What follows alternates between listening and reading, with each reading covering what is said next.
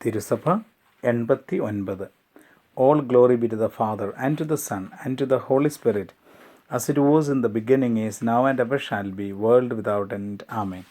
സ്നേഹമുള്ള സഹോദരി സഹോദരന്മാരെ, ഇന്ന് നിങ്ങൾ ഓരോരുത്തരും പങ്കുവയ്ക്കാൻ ആഗ്രഹിക്കുന്ന കർത്താവിൻ്റെ വചനം സക്കറിയ പ്രവാചകൻ്റെ പുസ്തകത്തിൻ്റെ 4-ാമത്തെ അധ്യായത്തിൻ്റെ 6-ാമത്തെ തിരുലിഖിതമാണ്.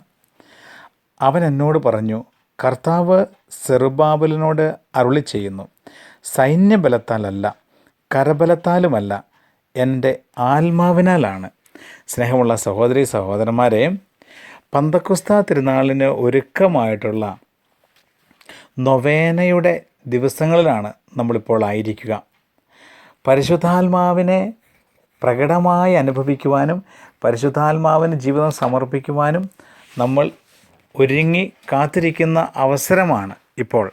അതുകൊണ്ട് സഹോദരങ്ങളെ, ഇന്ന് ദൈവത്തിൻ്റെ പരിശുദ്ധാത്മാവ് നമുക്ക് നൽകുന്ന ഒരു സന്ദേശം ഇപ്രകാരമാണ്: നമ്മുടെ ജീവിതത്തിൽ പരിശുദ്ധാത്മാവിൻ്റെ പ്രത്യേകമായ സഹായമില്ലെങ്കിൽ നമുക്കൊന്നും ചെയ്യുവാൻ സാധിക്കുകയില്ല എന്ന്.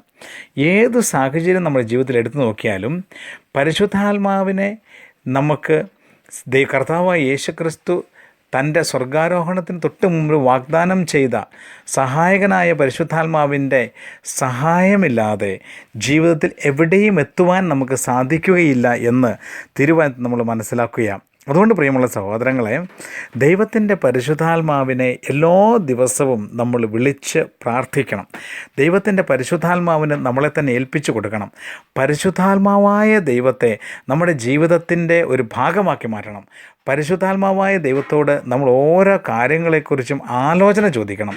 പരിശുദ്ധാത്മാവായ ദൈവത്തെ നമ്മൾ കൂടെ കൊണ്ടു നടക്കണം. നമ്മൾ യാത്ര ചെയ്യുമ്പോൾ പരിശുദ്ധാത്മാവിനെ വിളിച്ച് നമ്മുടെ വാഹനത്തിൽ കയറ്റി നമ്മൾ യാത്ര ചെയ്യണം. നമ്മൾ ജോലിക്ക് പോകുമ്പോൾ പരിശുദ്ധാത്മാവിനെ കൂടെ കൊണ്ടുപോകണം. നമ്മൾ എന്ത് ചെയ്യുമ്പോഴും പരിശുദ്ധാത്മാവിൻ്റെ പ്രത്യേകമായ സഹായം നമ്മൾ ആഗ്രഹിച്ച് നമ്മൾ കൂടെ പരിശുദ്ധാത്മാവിനോട് കൂടെ ആയിരിക്കത്തക്ക രീതിയിൽ നമ്മളെല്ലാ കാര്യങ്ങളും ക്രമീകരിക്കണം. സ്നേഹമുള്ള സഹോദരങ്ങളെ, ഞാൻ ഓർക്കുക, പരിശുദ്ധാത്മാവിൻ്റെ ഒരു പ്രകടമായ ഇടപെടൽ ഒരു സഹോദരൻ്റെ ജീവിതത്തിൽ അദ്ദേഹം കാണുക. അതായത് അദ്ദേഹം വളരെ വർഷങ്ങളായി മദ്യപാനത്തിന് അടിമപ്പെട്ടുകൊണ്ടിരുന്ന ഒരു വ്യക്തിയാണ്. മദ്യപാനത്തിൻ്റെ ദുരാത്മാവിനാൽ ബന്ധിക്കപ്പെട്ട് അനേകരെ കൂടി മദ്യപാനത്തിലേക്ക് നയിച്ചുകൊണ്ടിരുന്ന ഒരു സഹോദരൻ. ഈ സഹോദരൻ ഏതാനും വർഷങ്ങൾക്ക് മുമ്പ് തപസ് ധ്യാനത്തിൽ സംബന്ധിച്ച് തപസ് ധ്യാനം കൂടി ഈ മദ്യപാനത്തിൻ്റെ സർവ്വ മേഖലകളിൽ നിന്നും കർത്താവ് അദ്ദേഹത്തിന് വിടുതൽ നൽകി. പരിശുദ്ധാത്മാവ് അദ്ദേഹത്തിന് ഈ മദ്യപാനത്തിൻ്റെ സർവ്വ മേഖലകളിൽ നിന്നും ബന്ധങ്ങളിൽ നിന്ന് വിടുതൽ നൽകി. അങ്ങനെ 2-3 വർഷം അദ്ദേഹം ഈ കൃപയിൽ മുന്നോട്ട് പോയി. അങ്ങനെ 3 വർഷം കഴിഞ്ഞപ്പോൾ അദ്ദേഹത്തിൻ്റെ ജീവിതത്തിൽ വളരെ പ്രത്യേകമായൊരു സാമ്പത്തികമായ ബുദ്ധിമുട്ടുണ്ടാവുകയാണ്. സാമ്പത്തികമായ ബുദ്ധിമുട്ട് അദ്ദേഹം ഉണ്ടായി. അദ്ദേഹം ഒരുപാട് പ്രാർത്ഥിച്ചു. എന്നാൽ അദ്ദേഹം ആഗ്രഹിച്ച രീതിയിൽ കർത്താവ് സാമ്പത്തിക മേഖല ഇടപെട്ടില്ല.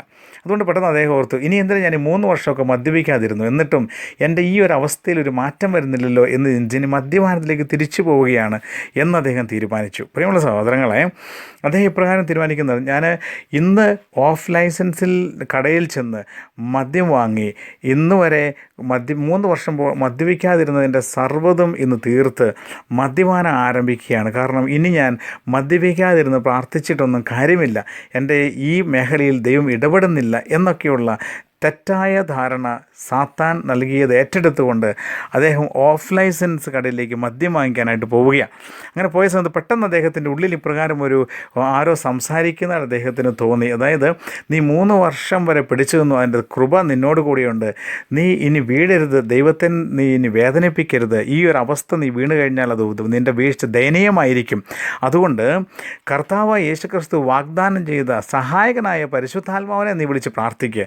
സഹായകനായ പരിശുദ്ധാത്മാവിനെ വിളിച്ചാൽ സഹായകനായ പരിശുദ്ധാത്മാവ് ഈ അവസ്ഥയിൽ നിന്നെ സഹായിക്കും, ഈ പ്രലോഭനത്തിൽ നിന്ന് കരകയറാൻ നിന്നെ സഹായിക്കും. ഇങ്ങനെ ആരോ ഉള്ളിൽ പറയുന്നതായിട്ട് അദ്ദേഹം തോന്നി. അദ്ദേഹം നടന്ന് നേരെ ഓഫ് ലൈസൻസിൻ്റെ അടുത്ത് എത്തുകയാണ്. അദ്ദേഹം ഇപ്രകാരം പറഞ്ഞു: പരിശുദ്ധാത്മാവ് എന്ന ഒരു സഹായകൻ ഉണ്ടെങ്കിൽ ഇതാ ഏതാനും അടികളേ ഉള്ളൂ ഓഫ് ലൈസൻസ് കടയിൽ ചെല്ലാനായിട്ട്. എനിക്ക് ഈ ഒരു ഏതാണ്ട് ഒരു 50 മീറ്ററോളം ദൂരമേ ഉള്ളൂ.